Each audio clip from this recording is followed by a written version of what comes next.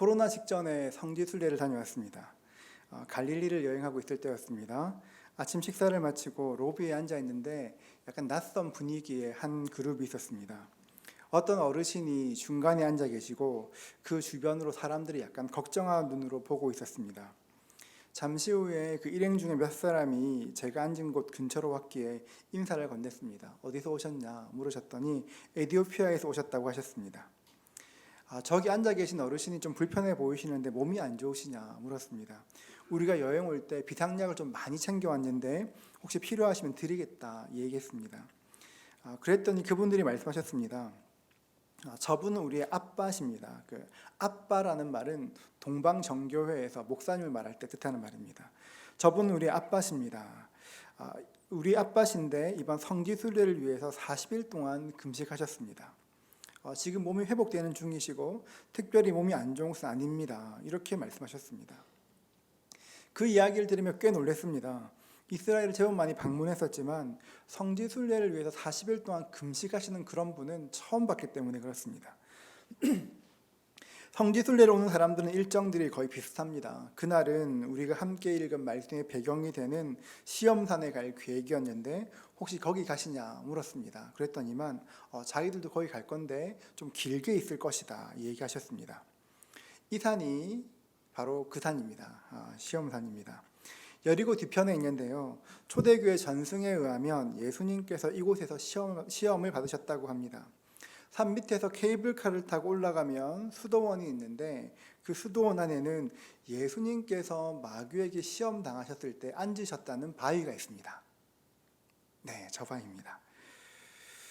여러분, 저 바위가 진짜 그 바위일까요? 벌써 2000년 전에 일어난 일입니다.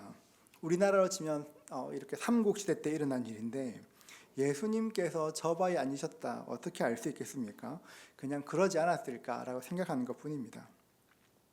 늦은 오전에 산을 올랐는데 아침에 봤던 분들이 거기 계셨습니다. 그러니까 정말 거의 반나절을 그곳에서 보내신 것이었습니다.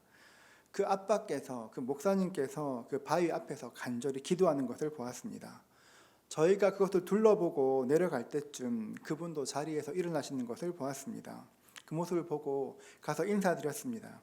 이런저런 이야기를 하고 꽤 오랜 동안 그 자리에서 기도하셨는데 어떤 기도하셨는지 여쭈었습니다. 그랬더니 저를 가만히 보시면서 목자는 양들을 위해서 기도하는 사람입니다. 저는 제가 주님 오시는 그날까지 제 믿음을 지키기를 기도했고 우리 성도님들이 예수님께서 당하신 이런 시험들 가운데 승리할 수 있기를 간절히 기도했습니다. 더듬더듬 좀 천천히 말씀하셨는데 굉장한 감동이 있었습니다. 저는 그 마음이 우리 예수님 마음 아닐까 생각이 들었습니다. 예수님도 그러셨습니다. 예수님도 마귀에게 이끌려 시험 받으러 가셨습니다. 마태복음 4장 1절을 보면 그때 예수께서 성령에게 이끌려 마귀에게 시험을 받으러 광야로 가사 이렇게 말씀합니다. 여러분 이 말씀이 이상하지 않습니까, 여러분? 예수님께서 마귀에게 시험 받으셨습니다. 예수님은 하나님의 아들이신데 어떻게 마귀에게 시험 받으실 수가 있겠습니까? 이런 말씀을 읽다 보면 마귀는 꽤 힘 있어 보입니다. 예수님과 대등한 힘을 가지고 있거나 적어도 예수님을 시험할 수 있는 어떤 힘을 가진 것처럼 보입니다. 우리가 신앙생활을 하다 보면 가끔 이런 생각할 때가 있습니다. 천국에서야 예수님이 훨씬 세시겠지만 적어도 이 땅에서는 마귀가 조금 더 세지 않을까.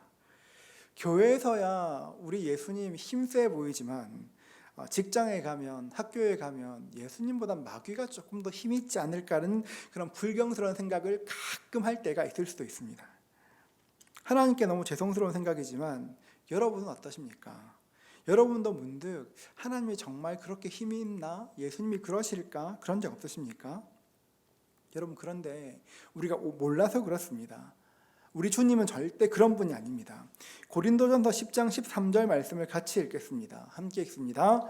사람이 감당할 시험 밖에는 너희가 당한 것이 없나니 오직 하나님은 미쁘사 너희가 감당하지 못할 시험 당함을 허락하지 아니하시고 시험 당할 즈음에 또한 피할 길을 내사 너희로 능히 감당하게 하시느니라. 마귀는 우리 삶을 쥐고 흔드는 것 같습니다. 그런데 성경은 말합니다. 시험 당함을 허락하지 아니하시고, 이 말은 우리가 받는 시험조차 이 모든 것들이 하나님의 주권 아래 있다는 것입니다. 하나님의 허락이 없으면 마귀는 우리의 머리카락 하나 건드릴 수가 없습니다. 우리의 모든 것은 하나님의 손에 있습니다. 이것이 사실입니다. 마귀는 타락한 천사입니다. 피조물은 창조자와 대등할 수가 없습니다. 우월할 수도 없습니다. 그런데 오늘 말씀을 읽어보면 마귀가 예수님을 시험하고 있습니다. 어떻게 마귀가 예수님을 시험할까요? 1절 말씀에 그 답이 있습니다. 1절 말씀 한 번 더 우리 같이 읽습니다. 함께 읽습니다. 그때 예수께서 성령에게 이끌려 마귀에게 시험을 받으러 광야로 가사 1절이 말하는 그때가 언제입니까? 마태복음 3장 16절의 그때를 말하는 것입니다. 예수께서 세례를 받으시고 곧 물에서 올라오실 때 하늘이 열리고 하나님의 성령이 비둘기같이 내려 자기 위에 임하심을 보시더니, 예수님께서 세례 받으신 바로 그때를 말하는 것입니다. 예수님께서 요한에게 세례를 받으셨습니다. 당시에는 일반적으로 두 가지 경우의 세례를 베풀었습니다. 첫 번째로는 이방인이 유대교로 개종할 때 세례를 받았습니다. 세례는 이방인이 공식적으로 유대인 되었음을 알리는 예식입니다. 또 하나는 죄인이 공적으로 자기의 죄를 인정하고 죄 씻음 받을 때 세례를 받았습니다. 그런데 예수님은 이미 혈통적으로 유대인이시고 영적으로 하나님의 아들이셨습니다. 죄가 없으십니다. 그러니까 이 둘 중에 예수님께서 세례를 받으실 조건은 하나도 해당되는 것이 없었습니다. 그래서 요한도 말합니다. 마태복음 3장 14절입니다. 요한이 말려 이르되 내가 당신에게서 세례를 받아야 할 터인데 당신이 내게로 오시나이까. 예수님께서 세례받기 위해서 요한에게 오셨을 때에 예수께서 물으셨을 때 요한 답했습니다. 내가 당신에게 세례를 받아야 하는데 제가 어떻게 세례를 줄 수 있겠습니까? 물었습니다. 그때 예수님께서 말씀하셨습니다. 마태복음 3장 15절을 같이 읽습니다. 함께 읽습니다. 예수께서 대답하여 이르시되 이제 허락하라. 우리가 이와 같이 하여 모든 의를 이루는 것이 합당하니라 하시니 이에 요한이 허락하는지라. 예수님께서는 세례 요한에게 하나님의 모든 의, 모든 일을 이루기 위해서 세례받아야 한다고 말씀하셨습니다. 여러분, 이 말씀이 굉장히 중요한 말씀입니다. 일반적으로 세례는 죄 용서를 위한 것입니다. 죄인이 의인되기 위해서 세례를 받습니다. 그런데 예수님의 경우는 달랐습니다. 예수님은 하나님의 의를 이루기 위해서 세례 받으셨습니다. 쉽게 말하면 의인이 죄인되기 위해서 세례를 받으신 것입니다.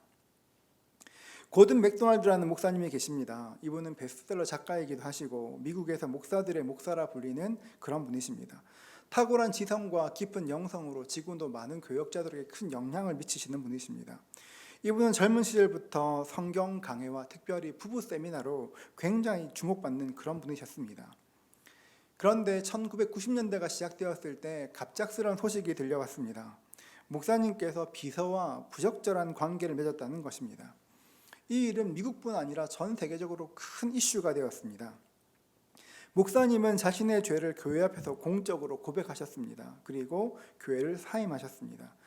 그 후로 목사님은 콜로라도에 있는 시골 마을에서 사죄하는 마음으로 꽤 오랜 시간 동안 자숙하시며 거하셨습니다. 시간이 많이 지났습니다. 평상시에 목사님을 사랑하셨던 많은 목사님들이 찾아가서 함께 기도하고 함께 이야기하고 함께 권면했습니다. 회복의 은혜를 구하며 함께 붙들고 권면하며 기도했었습니다. 그런데 목사님이 완강하게 거절했습니다. 나는 죄인이라 더 이상 강단에 설 수 없다고, 나는 서면 안 된다고, 더 이상 찾지 말라고 완강하게 거절했습니다. 그렇게 지내고 있을 때 그 아내이신 게일 사모님께서 목사님께 이야기했습니다. 자신은 이미 용서했으니 하나님의 뜻이 무엇인지 함께 기도하자고 말했습니다. 지금처럼 시골 마을에서 함께 지내는 것이 하나님께서 기뻐하는 것인지, 아니면 어디서라도 좋으니 하나님께서 필요로 하시는 곳에 가서 일하는 것이 좋은 것인지 기도하자고 말했습니다. 목사님께서 사역하셨던 그 교회에서도 이 소식을 듣게 되었습니다. 수많은 사람들이 함께 목사님의 회복을 위해서, 목사님의 결단을 위해서 함께 기도했습니다. 그리고 그 교회가 먼저 결단을 내렸습니다. 목사님께서 꽤 오랜 시간 동안 성실히 자숙하고 회개의 본을 보이셨으니 우리도 목사님을 용서하겠습니다. 결단하였습니다. 그리고 그 교회가 다시 목사님을 청빙하기로 했습니다. 많은 사람의 사랑과 기도로 목사님께서는 다시 사역했던 교회로 돌아오셨습니다. 돌아오신 첫 주일 설교했던 그 말씀이 오늘 우리가 읽었던 바로 이 말씀입니다. 예수님의 세례 장면이었습니다. 이 본문을 설명하시면서 한 이야기를 하셨습니다. 자신이 꾸었던 꿈 같은 그런 이야기입니다. 많은 사람들이 세례를 받기 위해서 길게 줄을 서 있었습니다. 그 고든 맥도날드 목사님도 줄 끝에 서 있었습니다. 세례를 베푸는데 우리처럼 손에 물을 발라 머리에 찍는 것이 아니라 온몸을 물에 담그는 침례를 하고 있었습니다. 모든 사람들이 흰 세례복을 입고 있고 가슴마다 이름표를 달고 있었습니다. 가만 보니까 그 가슴에는 사람들의 이름이 아니라 그 사람들이 저지른 죄가 기록되어 있었습니다. 이제 목사님의 차례가 되었습니다. 목사님의 가슴에도 목사님이 범하셨던 죄가 큼직하게 쓰여 있었습니다. 간음이라는 이름표를 달고 세례를 받으려고 하는데 그 순간 예수님께서 목사님 곁에 오셨습니다. 그리고 목사님 가슴에 있는 간음이라는 그 이름표를 떼시더니만 예수님의 가슴에 다셨습니다. 그리고 목사님을 안아주시고 대신 물속에 들어가셨습니다. 목사님은 그 모습을 보시며 통곡하기 시작합니다. 예수님, 제가 죽어야 하는데, 제가 범한 죄인데, 예수님, 제가 죽어야 하는데, 흐느끼며 통곡하였습니다. 이것이 오늘 본문 말씀에서 등장하는 세례의 의미입니다. 로마서의 표현대로 하면 사람의 죄가 의인이신 하나님의 아들에게 전가된 것입니다. 구약시대에는 제사를 지낼 때 소나 양에게 안수했습니다. 소나 양을 잡았습니다. 그런데 소나 양을 잡기 전에 반드시 먼저 하는 일이 있었는데 안수하는 것이었습니다. 자신의 죄를 전가하는 것입니다. 같은 원리로 예수님은 세례를 통해서 오히려 의인이 죄인 되시는 그 일이 되었습니다. 마가복음은 이때 사건을 이렇게 말합니다. 마가복음 10장 45절을 같이 읽겠습니다. 인자가 온 것은 섬김을 받으러 함이 아니라 도리어 섬기려 하고 자기 목숨을 많은 사람의 대속물로 주려 함이니라. 예수님께서 우리를 위한 대속물이 되셔서 자기 목숨을 주신 것이라 말합니다. 그렇다면 여러분 한번 생각해 보십시오. 하나님의 아들이신 예수님, 의인이신 예수님께서 세례를 받으신 이유가 무엇입니까? 우리 때문에 그렇습니다. 하나님의 아들이신 예수님, 능력과 권위에 있어 마귀와 비교할 수 없는 그 예수님께서 마귀에게 시험 받으신 이유가 무엇입니까? 우리 때문에 그렇습니다. 세례를 통해서 이제 예수님의 시선은 십자가로 고정됩니다. 우리의 죄를 담당하시기 위한 메시아의 길을 지금부터 걸어가실 것입니다. 세례를 기점으로 예수님의 공생애가 시작되었습니다. 예수님께서 물에 들어가 세례 받으셨습니다. 그때 일을 보십시오.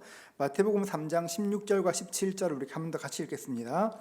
예수께서 세례를 받으시고 곧 물에서 올라오실새 하늘이 열리고 하나님의 성령이 비둘기같이 내려 자기 위에 임하심을 보시더니 하늘로부터 소리가 있어 말씀하시되 이는 내 사랑하는 아들이요 내 기뻐하는 자라 하시니라. 오늘 말씀을 보면 예수님께 세례 받으실 때 세 가지 일이 일어납니다. 첫째는 하늘의 문이 열렸습니다. 하늘이 열렸습니다. 말라기 선지자 이후에 닫혀있던 하늘이 열리게 되었습니다. 말라기 말씀에 보면 내가 하늘의 문을 열고 너희에게 복을 쌓을 곳이 없도록 부을 것이라 말씀하셨는데 그 말씀이 이루어진 것입니다. 하늘이 열렸습니다. 열린 하늘을 바라본 사람은, 하늘의 영광을 바라본 사람은 더 이상 이전과 같을 수가 없습니다. 이 땅을 사는 사람은 누구나 목숨을 귀하게 생각합니다. 그런데 수많은 사람들이 예수님을 위해서 기꺼이 죽기를 선택합니다. 자기의 목숨을 바칩니다. 예수를 부인하면 살 수 있는데 북한에서 이슬람권에서 수많은 사람들이 예수 이름 그 하나 때문에 자신의 목숨을 버립니다. 어떻게 그럴 수 있습니까? 열린 하늘을 보았기 때문에 그렇습니다. 하늘의 영광을 보았기 때문에 그 일을 할 수 있는 것입니다. 여러분, 하늘에는 하나님의 영광이 있습니다. 사도행전 7장 56절은 말합니다. 말하되 보라 하늘이 열리고 인자가 하나님 우편에 서신 것을 보노라 한데 순교하기 직전 스데반은 하늘이 열린 것을 보았습니다. 그 하늘을 보고 나니까 그 하늘 영광을 보니까 죽음조차 두렵지 않았습니다. 열린 하늘을 보니까 하늘의 영광을 보고 나니까 세상을 이길 힘이 생겼습니다. 그 영광을 기대하니까 이 땅을 살면서 힘든 것들이 힘들지 않았습니다. 피곤치 않았습니다. 낙심하지 않았습니다. 그래서 주님께서는 하늘의 문을 여시고 예수님께 그 영광을 보이신 것입니다.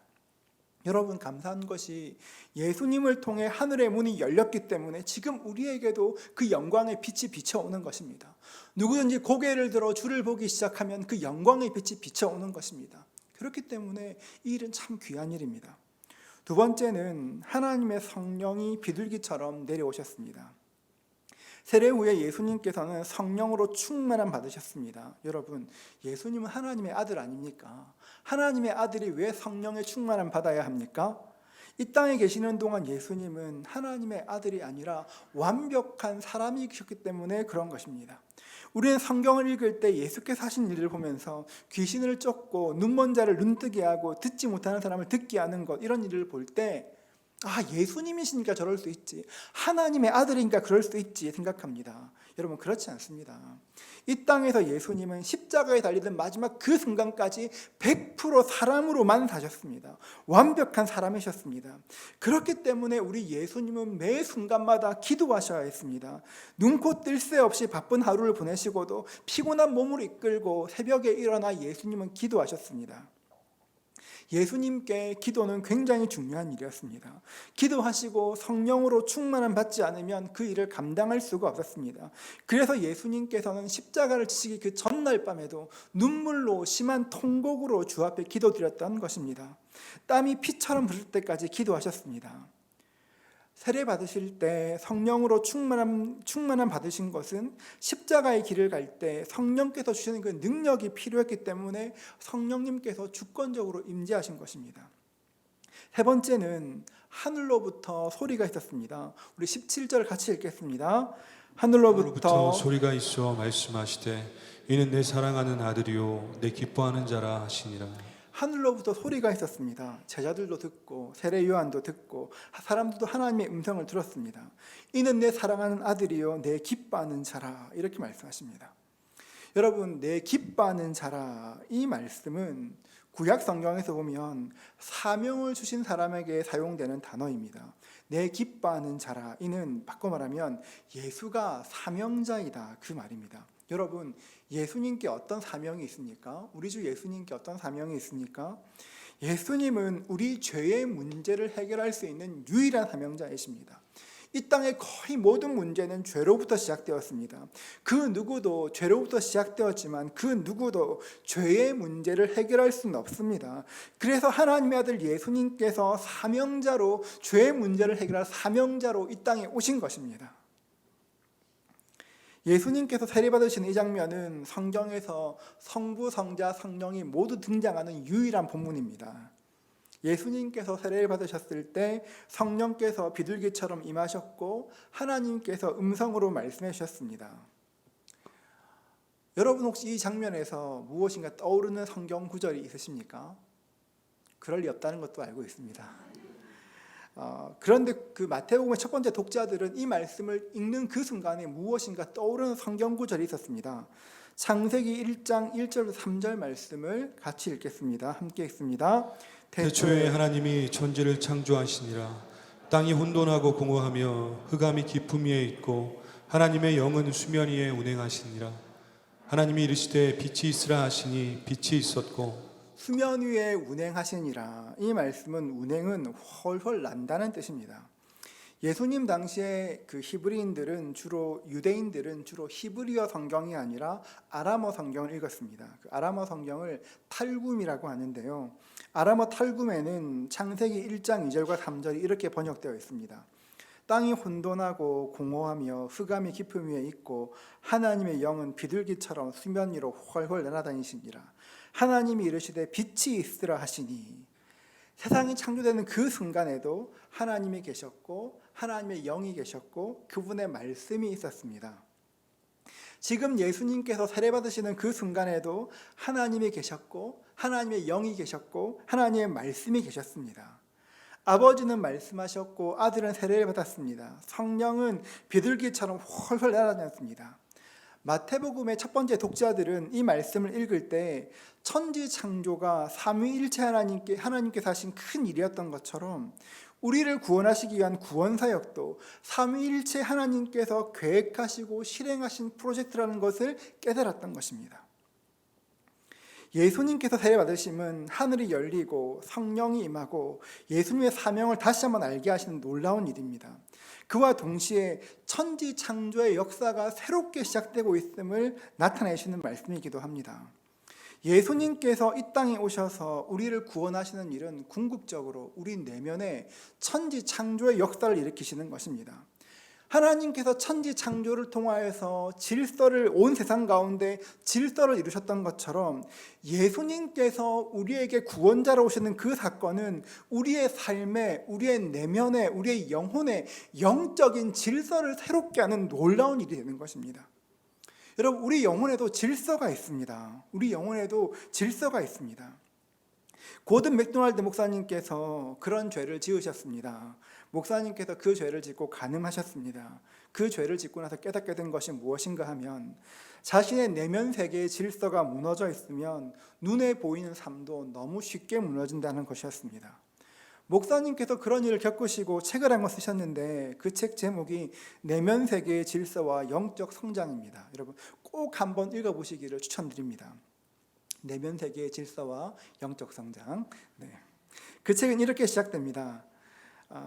플로리다에 사는 한 아파트 주민은 어느 날 아침에 눈을 떴을 때 창밖에서 벌어지는 무시무시한 광경을 목격하게 되었다.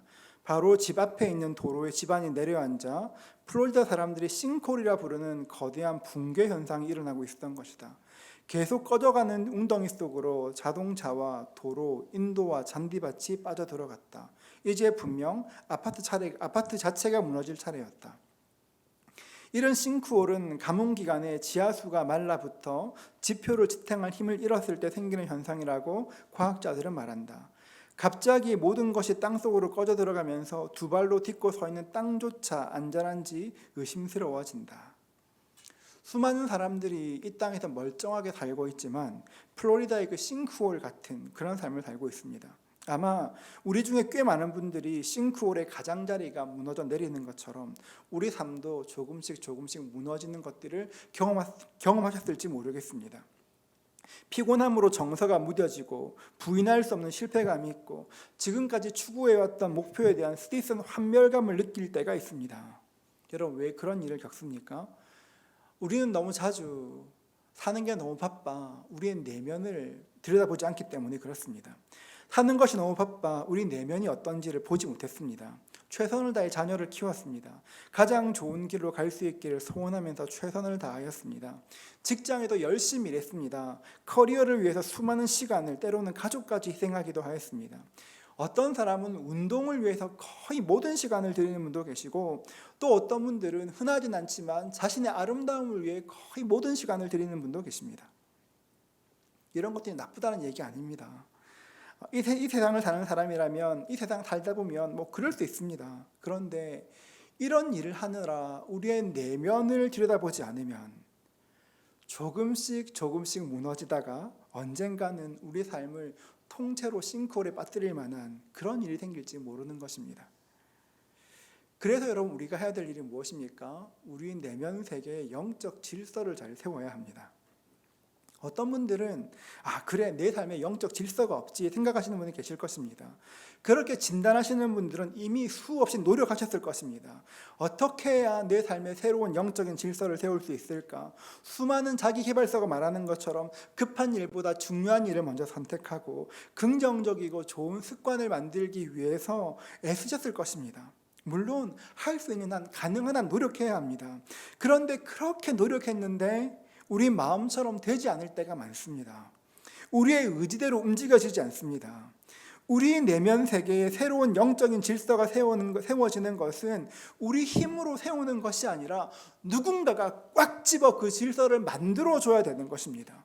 그래서 우리 가운데 예수님이 필요한 것입니다. 예수님께서 오시면 우리 내면 세계에 새로운 질서를 창조해 주십니다. 예수님께서 우리 인생의 주인으로 임하시면 천지를 창조하신 삼위일체의 하나님께서 우리의 내면을 새롭게 해주시는 것입니다. 무엇이 중요한지 무엇이 중요하지 않은지를 깨닫게 하십니다. 어떻게 내가 살아야 될지를 알게 하시는 것입니다. 내가 힘을 다 써서 점점 가라앉을 때 성령의 생수를 흘려보내어 주셔서 내 집안을 지탱할 수 있도록 힘을 주시는 것입니다. 우리 삶의 규모가 생깁니다. 예수께서 내 인생의 주인 되시면 내 삶의 규모가 생기고 질서가 생깁니다. 그렇기 때문에 여러분, 우리에게는 날마다 예수님이 필요합니다. 날마다 예수님과 가까울 수 있기를 축복합니다. 마태복음 4장 1절은 이렇게 말합니다. 그때 예수께서 성령에게 이끌려 마귀에게 시험을 받으러 광야로 가사. 여러분, 마귀가 하는 일을 잘 보셔야 됩니다. 예수님께서 우리 인생의 주인 되시면 내면 세계의 질서를 새롭게 하십니다. 질서를 세우십니다. 흔들리지 않게 하십니다. 여러분, 그러면 마귀가 그걸 가만히 보고 있지 않습니다. 여러분, 어떻게 가만히 우리 잘 되는 걸 보고 있겠습니까? 주님께서 만들어주신 질서를 흐트리려고 합니다. 주님께서 우리 내면에 질서를 세워주시면 흐트는 것이 마귀의 사명입니다. 어떻게 질서가 세워져 가는 것 같은데 마귀가 흔들 때 여러분 당황하지 마십시오. 앞서 소개해드렸던 말씀인데요. 고린도전서 10장 13절을 다시 한번 같이 읽겠습니다. 사람이 감당할 시험 밖에는 너희가 당한 것이 없나니 오직 하나님은 미쁘사 너희가 감당하지 못할 시험 당함을 허락하지 아니하시고 시험 당할 즈음에 또한 피할 길을 내사 너희로 능히 감당하게 하시느니라. 우리의 시험조차 하나님의 손에 있다는 것을 믿으실 수 있기를 축복합니다. 여러분, 우리의 시험조차 주의 손에 있습니다. 우리 내면 세계의 질서를 흐트리려는 마귀의 공격조차 하나님의 손에 있다는 사실을 믿어야 되는 것입니다. 표면적으로 보면 마귀가 예수님을 시험하고 있습니다. 여러분, 그런데 성경을 잘 보십시오. 지금 예수님께서 누구에게 이끌려 시험 받으러 가십니까? 성령에게 이끌려 가십니다. 마가복음 말씀은 좀 더 강한 어조로 이야기합니다. 마가복음 1장 12절 말씀을 보면 함께 읽습니다. 성령이 곧 예수를 광야로 몰아내신지라. 성령님이 예수를 광야로 몰아내었다고 말씀하십니다. 훨씬 더 강한 표현을 사용합니다. 여러분, 우리 삶이 통째로 흔들리는 것 같은, 요동치는 같은 순간이 있을 수가 있습니다. 그런데 그 순간 우리가 기억해야 될 것이 무엇입니까? 성령님께서 지금 우리와 함께 하시지. 지금 우리 주변의 일들이 몰아치는 것 같고 우리가 어떻게 할 수 없을 만큼 막 몰려가는 것 같지만, 낙심되고 힘이 빠지지만, 그때에도 기억해야 될 것이 있습니다. 그래, 내가 주님 손에 있지. 성령님께서 우리를 강권적으로 몰아가실 때 왜 이러나 당황치 말고 하나님께 믿음으로 고백해야 되는 것입니다. 주님, 이 상황조차 내가 주의 손 안에 있음을 압니다. 주께서 감당치 못할 시험 주시지 않는 것 압니다. 하나님께 고백할 수 있어야 하는 것입니다. 마귀가 우리의 환경을 몰아쳐서 우리의 내면을 무너뜨리려고 할 때 여러분, 주님을 신뢰하십시오. 주님께서 우리에게 삶을 몰아가실 때에는 분명한 이유가 있을 것입니다. 비록 지금은 내가 이해할 수 없다고 해도 주님께는 선명한 계획이 있습니다. 하나님의 선하심을 믿으실 수 있기를 축복합니다. 하나님의 선하심을 믿으십시오. 여러분의 인생 가운데 하나님의 선하심을 믿으십시오. 그래야 흔들리지 않습니다. 마귀는 쉴 새 없이 흔들지만 하나님의 선하심을 신뢰하는 그 사람이 넘어지지 않는 것입니다. 이것이 하늘의 법칙입니다. 성령님께서 예수님을 광야로 몰아가신 이유가 무엇입니까? 마귀에게 시험받기 위해서였습니다. 여러분, 다음 주에 나오겠지만 우리는 결과를 알지 않습니까? 여러분, 그 시험의 결과를 아십니까? 예수님이 이기셨습니다. 예수님께서 시험 당하셨는데 그 끝을 아십니까? 우리 주님께서 승리하셨습니다. 우리 주님께서 승리하신 것처럼 우리도 승리할 것입니다. 우리 삶이 막 몰려가는 그 순간에도, 내가 어떻게 할 수 없을 것 같은 그 순간에도 주님을 의지하면 주님께서 우리의 내면 세계의 질서를 꽉 세워주시고 우리의 마음 밑으로 성령의 생수로 흘려보내어 주셔서 내 삶이 주저앉지 않도록 보호해 주실 것입니다. 예수님을 우리 인생의 주인으로 영접하는 사건, 예수님께서 우리 인생의 주인 되시는 그 일은 천지창조와 같은 일입니다. 예수님께서 우리 인생의 주인 되시면 이제까지 질서 없이 살았던 삶, 분주했던 삶, 혼란스러웠던 그 삶을 주님께서 정리해 주십니다.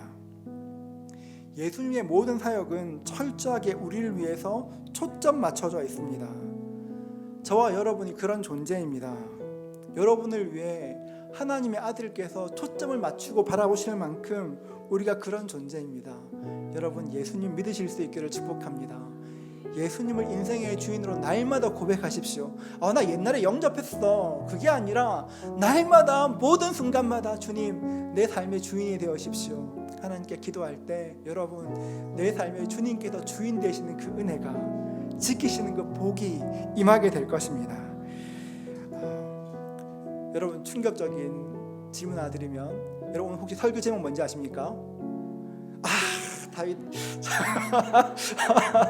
설교 제목 뭔지 아세요 여러분? 같이 한번 읽어볼까요? 예수님께서 시험 받으신 이유. 아까 다 모르셨는데 예수님께서 시험 받으신 이유가 뭡니까? 우리를 위해서 시험 받으셨습니다. 우리를 위해서 시험 받으셨습니다. 예수님께서 시험 받으신 이유가 뭡니까? 승리하기 위해서 시험 받으셨습니다. 예수님께서 이기셨기 때문에 우리도 이길 것입니다. 하루하루 분주한 삶을 살 때, 피곤한 삶을 살 때, 힘든 삶을 살 때 여러분 주님이 이기셨으니까 여러분도 이길 겁니다. 우리 주님을 의지할 때 우리 내면 세계에 영적 질서가 세워질 것입니다. 마귀는 오늘도 내일도 우리 내면 세계를 흔들려고 하겠지만 우리 꽤 견고할 겁니다. 왜냐하면 주님께서 승리하셨기 때문에 그렇습니다. 이 은혜를 누리실 수 있는 저와 여러분 되시기를 주의 이름으로 축복합니다.